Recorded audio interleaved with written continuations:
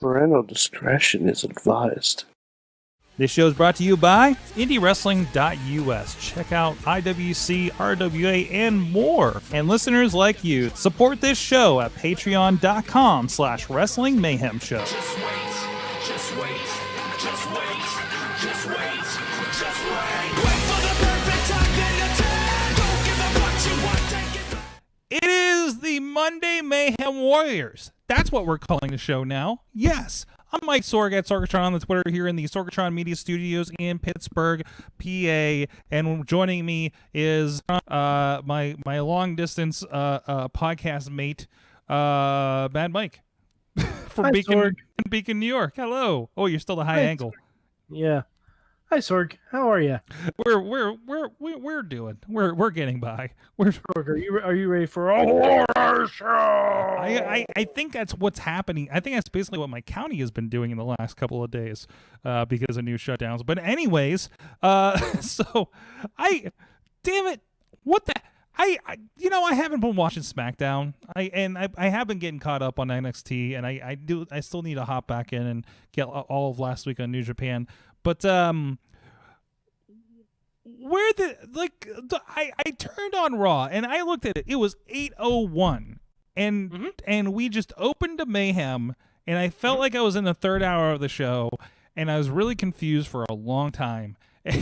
and then we keep talking about the horror show, and I keep thinking, like, in my head when we talk about Extreme Rules, the horror show, I keep thinking like the cover to like Halloween Havoc, like 94 at this point. And if there's not something that's very, very, very, like, something needs to directly come back from Halloween Havoc at this point for me to be just down with this concept right now, because this was new to me tonight.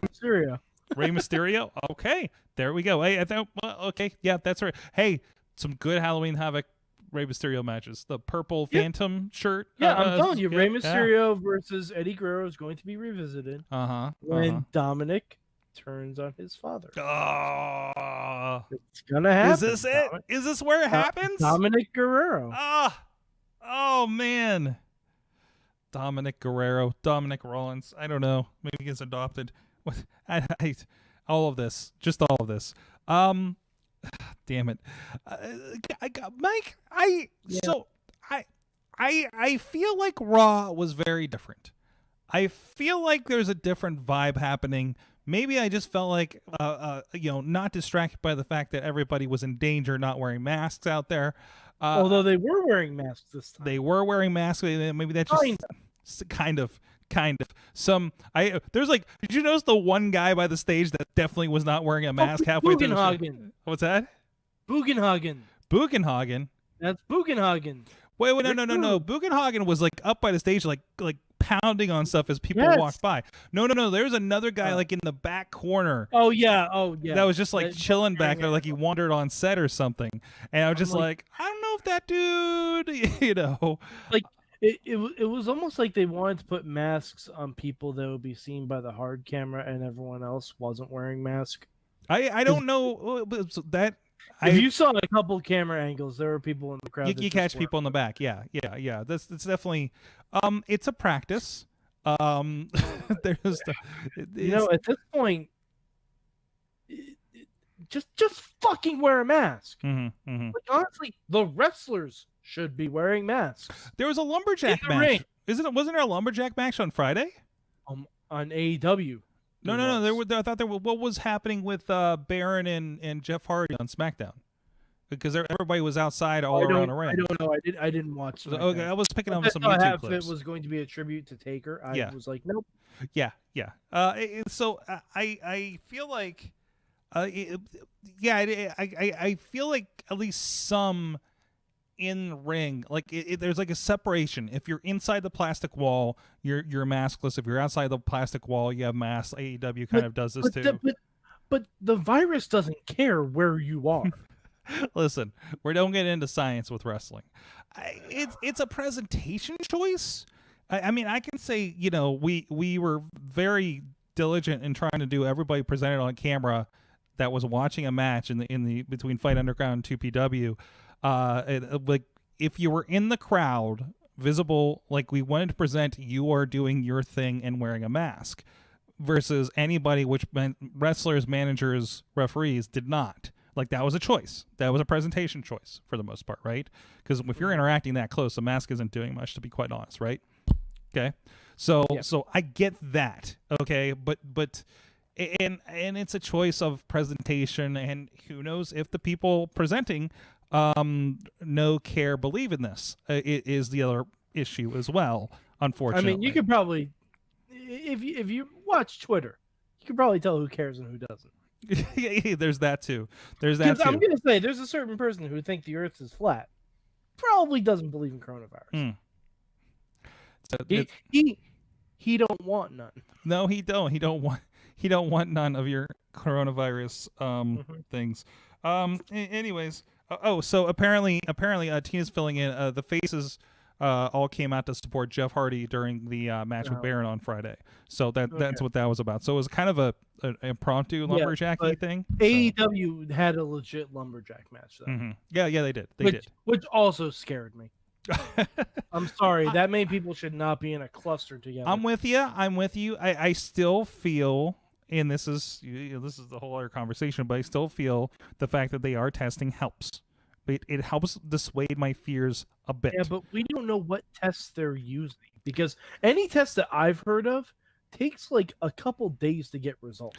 I think there are some quick tests that if you pay enough money for, you could get those. Now the rest of us are, when we go to Rite Aid for our free test, we're obviously stuck with something else or what our insurance will afford, right? You're not going to the Jacksonville Jaguars lab. You know what I mean? So they have a little bit more access. There were tests when people were doing interviews in person with Larry King in March that they were spending the money on to get people in there, because Larry wasn't going to do remote shit in March. I don't know if that's changed. And if anybody's at risk, it's Larry King, unless I'm right in my assumption that he is an immortal. Well, also Ric Flair. Ric Flair. I'm concerned about Ric Flair, yes. The more that if we're going to do wrestling, and there is the whole debate, and maybe we should just not be. Yes, at this point we should not be. Mm-hmm. I'm sorry, we should not be. Have every match be cinematic. Yeah. Film them all separate. Mm-hmm. God. If you have to get to Extreme Rules, which I get because you've advertised and promoted it. Yes. Film every match separately. Yes. Do not have a crowd. Have the smallest crew humanly possible to film it. Have agents and stuff work remotely. Because Florida is almost like one of the highest countries of coronavirus cases now. It's ridiculous. It's absolutely ridiculous.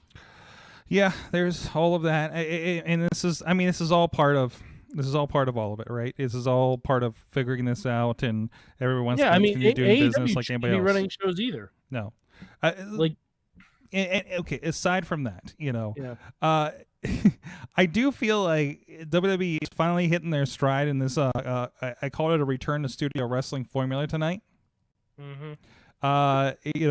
We have the crowd, and maybe that audio is being sweetened because some of those reactions just seemed a little stronger than the bodies that felt like were in that room. But now I'm suspicious of everything. Now I don't trust anything. Mike. Oh yeah. Mike.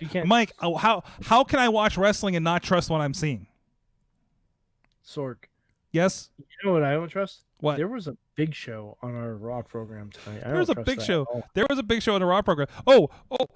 Completely not really having to do with, but I just saw this. Gregory Iron on his podcast is having one of the girls from his Netflix show on his podcast.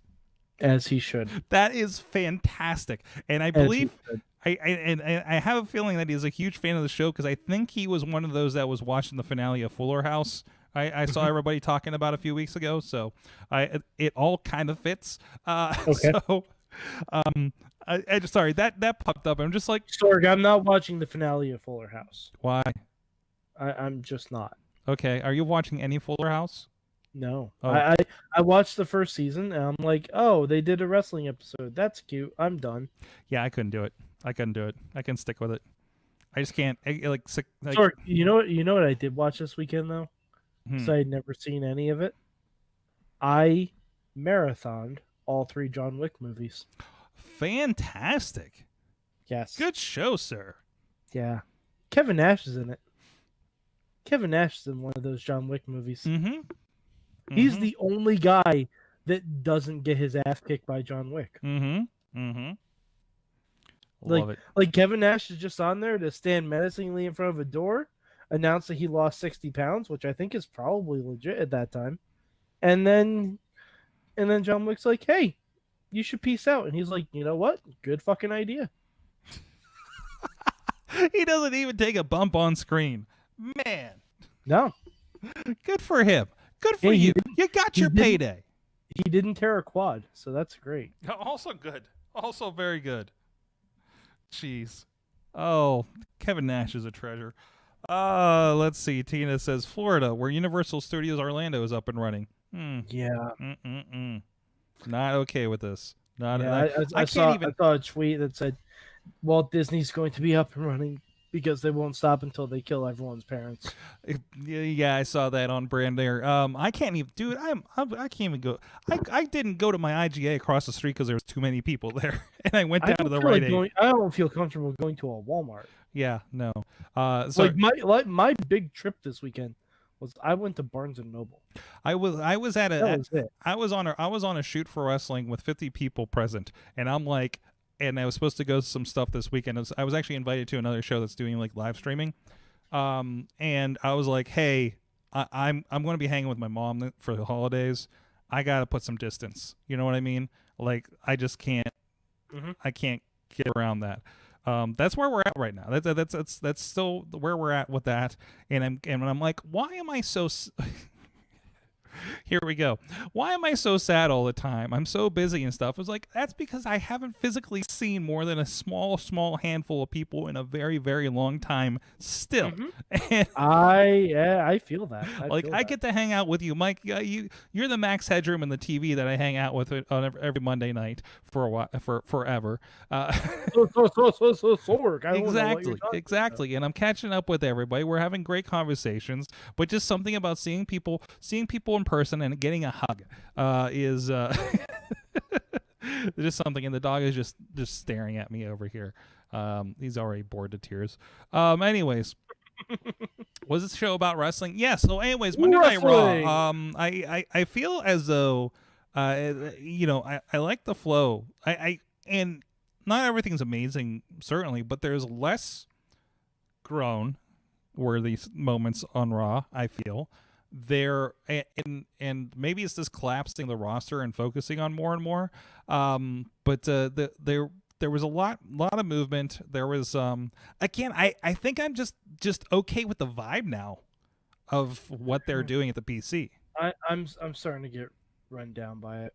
Yeah, because they're trying to introduce a lot of new faces, like and trying to push a lot of people because they have to, because a lot of people are disappearing because either they will not come or they cannot come because of circumstances. Absolutely, yeah. But like at the same time, it's very hard to do that when there's not a genuine crowd reaction.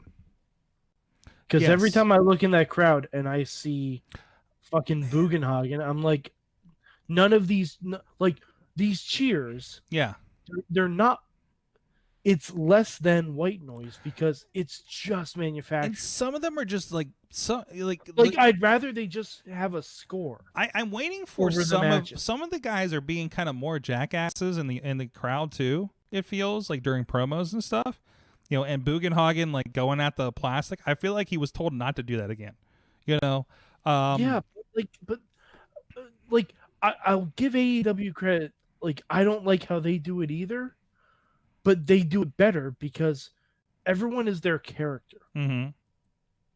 Like, if you had Raw with the SmackDown guys in the crowd, and you had, like, Jeff Hardy cheering for someone like Apollo Crews, I'm like, okay, I genuinely believe Jeff Hardy likes Apollo Crews. You know what I mean? Like, it's stuff like that. Like, Yeah, and there's I know these cheers are manufactured. I think there's a separation, and here's the logic that I think is happening, because I actually got this. I got this as a feedback for something we did recently about how bad it looks to have the wrestlers in a crowd, because there is that philosophy, Mike.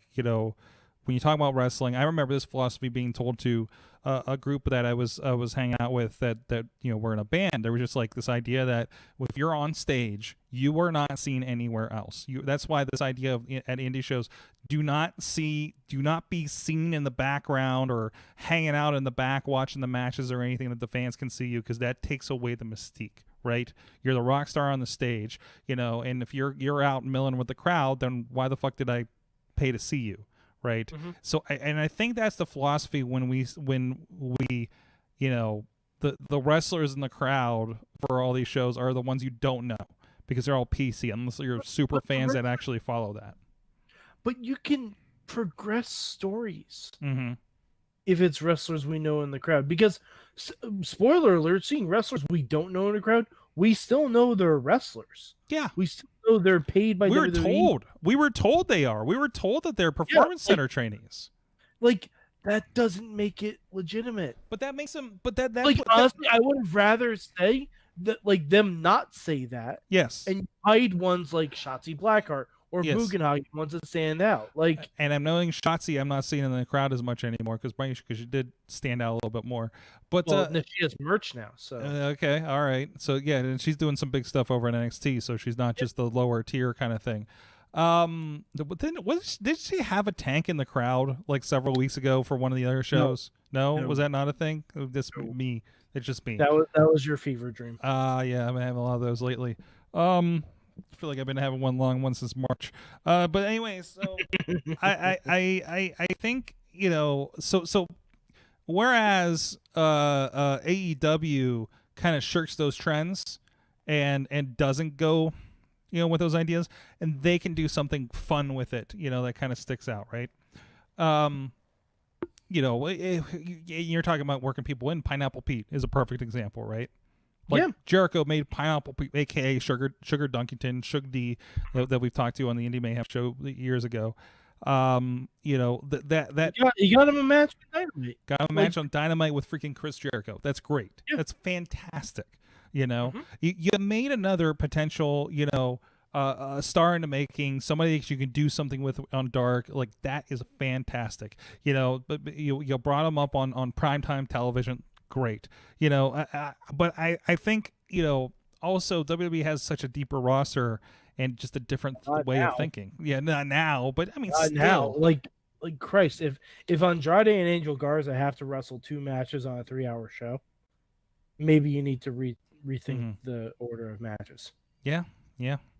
Because you have so many people in the back that won't or shouldn't wrestle on TV. Like, is Randy Orton there? I'm sure he probably was. But you're not going to have a Randy Orton match on TV. Are we heading towards Big Show and Orton at the pay-per-view? Yeah, we have to, because Edge is injured. Okay. And Christian can't actually wrestle. Right. Yeah, he goes in, takes the move. He's protected. That's it. I was wondering, 'cause when the show came out, I'm like, oh, this is going to be this is like a in-betweener thing until we do something with Edge after he heals, right? I'm presuming Edge is going to be back for SummerSlam. Yeah, hopefully. so he's a placeholder guest, but it just felt like, oh, this will be like the next couple weeks of Raw, and then we'll have him and Edge at the pay-per-view. Yeah, but I mean, like, I don't know. I was looking at that greatest match of all time again, and it still makes no sense to me. Really? Yeah. Wait, which part of it? Like the hey, let's do everyone's finisher part. Okay. Like, the only one that makes sense to me is Edge doing a kill switch and Orton doing a pedigree. I've been thinking a lot about this, because there was a lot of talk about, like, when you do a finisher, it should be the end of the end of the match kind of idea, and bringing that back. It's interesting how that whole, like, a Ring of Honor, everybody's finisher, false finish things, like, bled into WWE, isn't it? So, but WWE was doing it first. Okay. Hulk Hogan was the king of that. Yes, but not the And Ultimate Warrior. Ultimate Warrior kicked out of 5 Macho Man elbow drops. Yeah. For Christ's sake. I'm still angry about that. I'm still livid about that. But I mean, it's a missed art in the long run. I guess. Hey, were you excited when we discovered who our next savior of the women's evolution is going to be tonight? Somebody with more wins than even the champion, someone with more experience than any of them that has a championship belt right now. That's right, Natalya. I felt like that was in there just to troll you. Thank you, Lana. You know, for every Ruby Riott versus Peyton Royce match I get, they have to throw Natalya is the savior of the women's division. Which, by the way, was delightful. Yeah. So you want some stats on Natalya? Hit me with the stats. Give me the numbers. Give me the numbers. Okay, so this is over her whole career. So let's, when did Natty get to WWE? Hold on, let me just double check, because it's been a while. A decade ago? Over that, I think. Really? Yeah. Natty signed with WWE in 2007. Okay. 2007. Let's see. 2007. Yeah. Wow. Yeah. So they're touting that Natty has the most wins of any woman on the roster. Yes. Right? Natty's had 22 matches in 2020. Okay. How many do you want to think she's won? Oh, none of them this year. Like 2? 6. 6. Okay. 6. Natty's best win percentage was 2015. She won 82% of her matches. Okay. Natty last year won 65% of her matches. Okay. In 2017, she won 18% of her matches. Okay. Natty has more losses than wins. Okay, well, no, wait a minute. Listen. This math can get fun. But how many wins does she have? She has over her whole career. Let's see. Hold on. Let me do some quick math. Let me bring up a calculator here. So basically,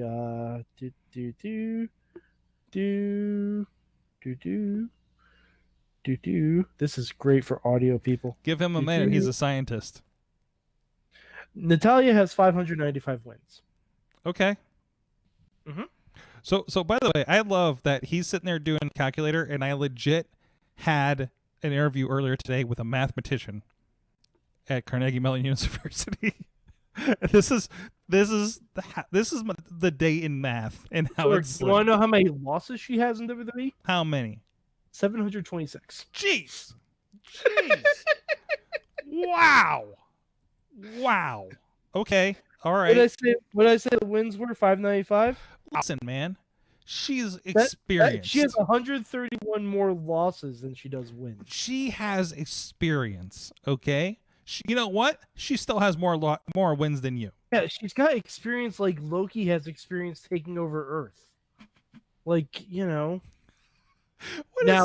is the I have experience with does not mean you were successful with. Yeah, exactly. Idea, right?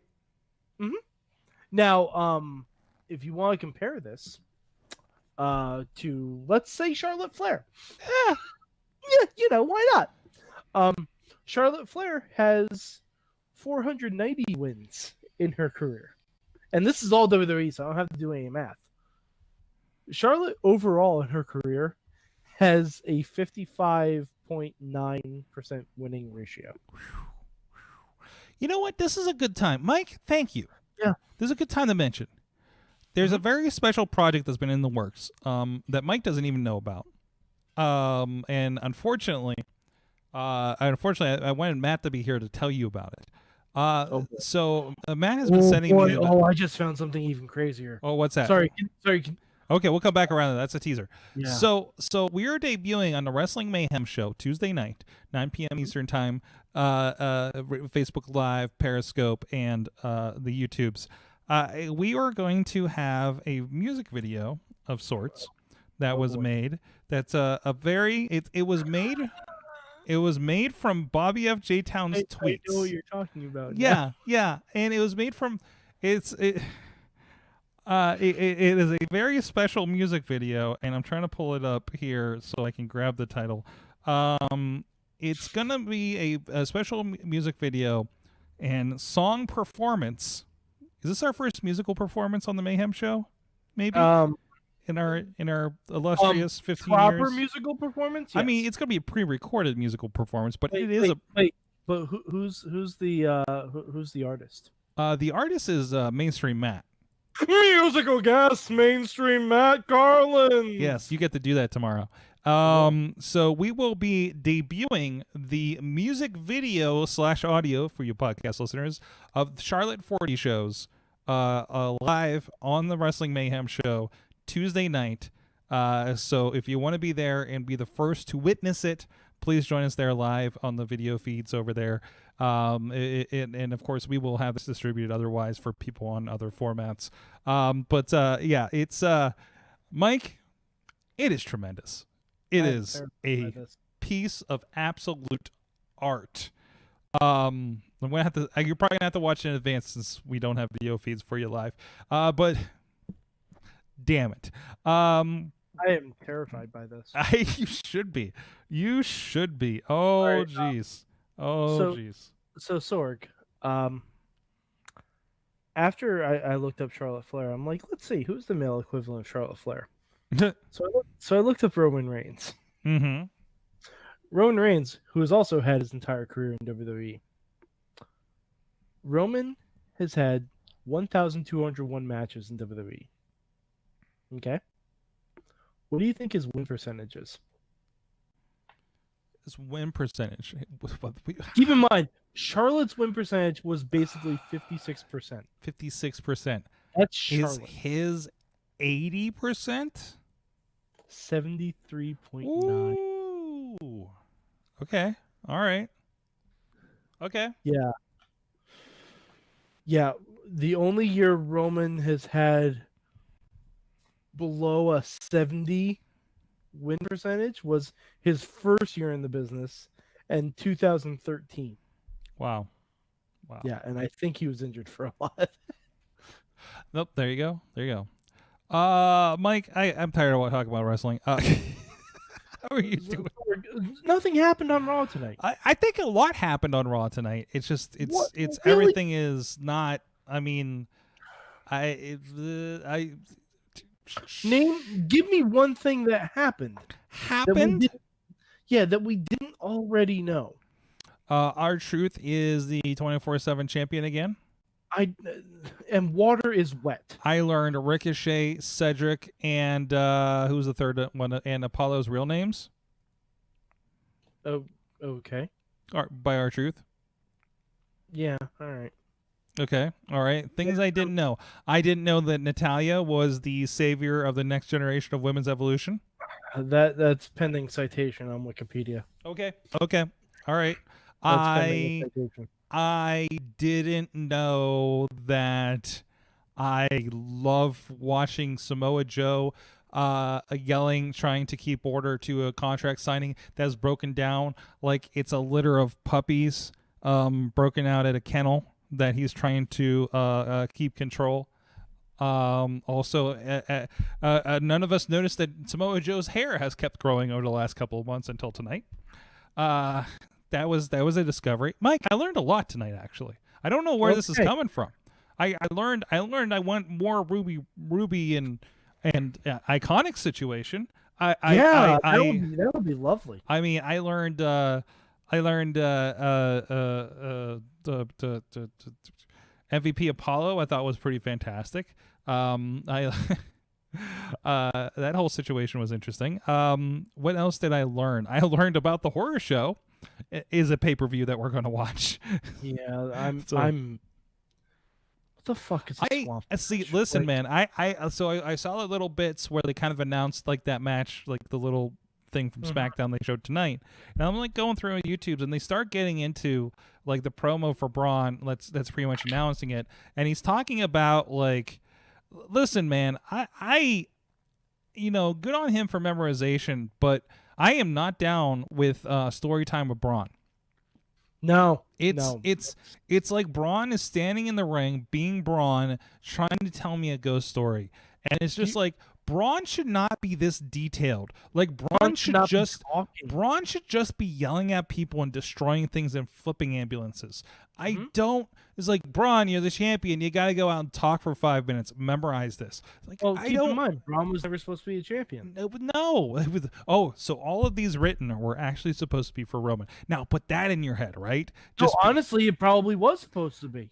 Yeah, I mean, other than the probably was. Other than the illusions of hey, I used to be part of your cult kind of thing. No, I guarantee that was probably part of it too. Only instead of Bray talking about someone being in the fold, he would have talked about Shield versus Wyatt family. Okay, like you were part of a brotherhood too, et cetera, et cetera. Yeah, exactly. Yeah, Okay, I get that. I could absolutely see that. Like. But what I don't get is, how do you do a Wyatt swamp match without the other members of the Wyatt family? Like, you're gonna have Mercy the Buzzard hold a fucking toy spider? I don't know. Is that what we're doing? I don't know. It'll be as weird as that Funhouse match for all we know, right? Maybe it will be. Yeah, maybe it'll be like that. Where the character of Braun ain't that deep to do a Funhouse match. No, it isn't. No, it isn't. I mean, this is what I really worry about. It's gonna be the House of Horrors. It's gonna be that. Like, it's not gonna be the Boneyard match, because the Boneyard match drew off the legacy of Taker. Like, that's the only reason that worked. Yeah. Funhouse match drew off the legacy of John Cena and his history with Wyatt. That's the only reason that worked. Right. This is gonna be like, I don't even know what this is gonna be. It's gonna be a horror show, apparently. You know what? It sets your expectations. And you know what? If it's still Braun versus Bray Wyatt, Braun's winning that match. Like, and then, like, I wonder if they've just retired the Fiend character altogether. Maybe it's not the time for it, with everything going on. I know, but all right. So let's do it for instance. Okay. Braun wins the swamp match. And then Braun comes out and says, I beat Bray Wyatt in the swamp. I bowed all my demons. And then the Fiend comes out, and the Fiend rules ass. And it's like, well, why the fuck didn't you just do that in the first place? It's the Finn Balor demon problem. Yeah, but it's the why isn't he the demon all the time? And then points where it would have made sense for him to be demon, we didn't. It really kind of like, what's the point of the demon if we're not going to do it, right? It's attention. It's time and attention is what it ends up being. You had it in NXT and you could do it right and did fantastic with it. Made it a big thing. It used to be, you would see people in different promotions and they'll be like, why isn't this special? How did this person like do this in TNA and it didn't feel special? Or this person left WWE for TNA and it doesn't feel special. But they go to WWE and it's like, this feels special. This is a WrestleMania moment. This is a big moment on a Backlash.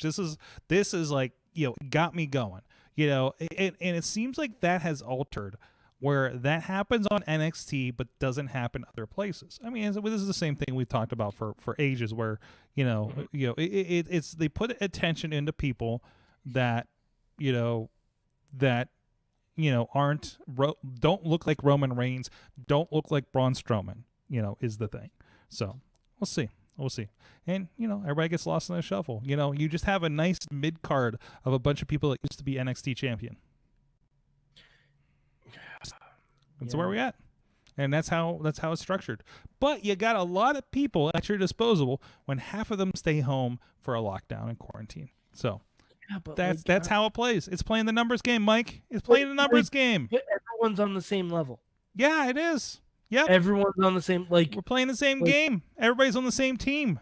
There's nobody. There's no other team. WWE's its own team, man. But Sorg, with everyone being on the same level, there's nothing that stands out. Nope. It's the same problem Impact had. That's why 50-50 booking is fucking terrible. Yep. And it's Like, how am I supposed to believe Andrade and Garza can beat the Street Profits when, you know, they fucking lose almost every week to Apollo Crews?